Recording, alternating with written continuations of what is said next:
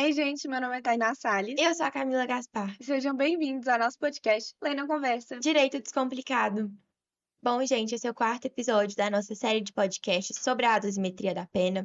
Nos episódios anteriores, a gente abordou sobre cada uma das três fases dentro da aplicação da pena e hoje a gente vai falar sobre o concurso vertical e o concurso horizontal. Tainá, explica pra gente o que é o concurso vertical. Então, Camis, o concurso vertical, ele diz respeito às três fases da aplicação da pena. Então, a hierarquia que existe entre essas três fases, que a gente já aprofundou nos episódios anteriores. Então, na primeira fase da aplicação da pena base, na segunda fase da análise das agravantes e atenuantes e na terceira fase nas causas de aumento e de diminuição. Mas, Camis, como que a gente analisa quando tem esse concurso vertical? Gente, a gente só vai prosseguir com essa análise de qual fase da dosimetria da pena prevalece quando a gente verificar que a mesma circunstância pode ser usada em mais de uma dessas fases. Então, por exemplo, uma mesma circunstância, ao mesmo tempo que ela é uma agravante, ela também é uma causa de aumento. Então, nesse caso, o juiz deve verificar qual fase prevalece. Porque, gente, uma pessoa não pode ser punida pelo mesmo fato duas vezes. Então, a mesma circunstância não pode punir o indivíduo duas vezes. A gente tem ali a vedação ao bis in idem. Mas, Tainá, explica melhor como que essa hierarquia funciona. Então, eu vou iniciar falando sobre as qualificadoras, né? Que as qualificadoras, elas são hierarquicamente superiores a todas as três fases da dosimetria da pena. Então, ela está no topo da pirâmide. Agora, sobre a hierarquia entre as três fases, a gente fala que as fases posteriores prevalecem as fases anteriores. Então, ou seja, as causas de aumento e diminuição prevalecem a análise da agravante e das atenuantes. E as agravantes e atenuantes prevalecem sobre as circunstâncias judiciais. Mas, Camis, você tem algum exemplo para dar para a gente? Tenho sim, gente. Imagina o crime de estelionato praticado contra uma pessoa idosa.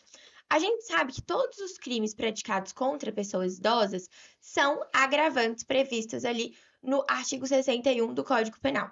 Só que se a gente vai diretamente no artigo do crime de estelionato, que é o artigo 171, e a gente vai até o parágrafo 4º, a gente percebe que o fato da vítima ser uma pessoa idosa ou uma pessoa vulnerável já é, por si só, uma causa de aumento. Então, nesse caso, como novamente a mesma circunstância não pode aumentar a pena duas vezes, uma das fases deve prevalecer. Nesse caso, prevalece as causas de aumento. Então, o concurso vertical, ele serve justamente para impedir que esse mesmo fato ele seja considerado, né, duas vezes, mais de uma vez, na dosimetria da pena. Então, sempre que a gente tiver uma circunstância que pode ser utilizada em mais de uma fase da pena, o juiz ele deve analisar, valorar onde que ela deve ser aplicada para não ter essa dupla punição. Mas, Camis, agora vamos falar sobre o concurso horizontal? Gente, o concurso horizontal, ele diz respeito à hierarquia presente dentro de cada uma dessas três fases. Então, por exemplo, na primeira fase, a gente analisaria se existe uma hierarquia entre as circunstâncias judiciais. Já na segunda fase, o concurso entre agravantes e atenuantes, e na terceira fase, o concurso entre causas de aumento e causas de diminuição. Mas, Tainá, vamos falar da primeira fase. Existe uma hierarquia entre as circunstâncias judiciais? Então, na verdade, não. Na primeira fase, o juiz que vai valorar quanto que cada circunstância vai contar na aplicação da pena. Lembrando que ele sempre tem que justificar a sua opinião, né? Porque qual valor que ele deu para cada circunstância. Mas nas agravantes e na atenuantes são diferentes, né, Camis? É diferente, sim, gente. No concurso entre agravantes e atenuantes, a gente tem sim uma hierarquia. Por mais que não tenha um valor estabelecido em lei para as agravantes e para as atenuantes, uma vez que é o juiz que faz esse juízo de valoração, a gente vai falar sobre essa hierarquia quando a gente estiver diante de uma circunstância preponderante, ou seja, uma circunstância que a própria lei já fala que ela vale mais. Essas circunstâncias estão previstas no artigo 67 do Código Penal e elas são a personalidade, a reincidência e os motivos. Então, gente, a reincidência, a personalidade, ela prevalece sobre a reincidência. e sobre os motivos, e a reincidência vai prevalecer somente sobre os motivos e sobre todas as outras circunstâncias. Então, gente, vamos pensar. Uma pessoa, ela é reincidente, mas ela cometeu o crime sob a coação resistível. A reincidência é uma agravante, é uma circunstância preponderante que vai valer mais do que a atenuante de coação resistível. Mas, por exemplo, se a gente tem um indivíduo que ele tem menos de 21 anos na data do crime, que é uma atenuante, essa atenuante vai prevalecer sobre a agravante da reincidência.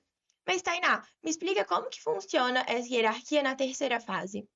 Então, a hierarquia na terceira fase, a gente vai ter um diferencial que a gente analisa as causas de aumento e diminuição na parte especial e na parte geral. Na parte especial, o juiz ele pode pegar apenas uma causa de aumento que mais aumenta ou uma que mais diminui e, e desprezar as demais causas.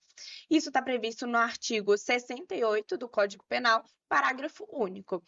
E isso não acontece no concurso de casos de aumento e diminuição na parte geral, porque na parte geral o juiz ele deve aplicar todas.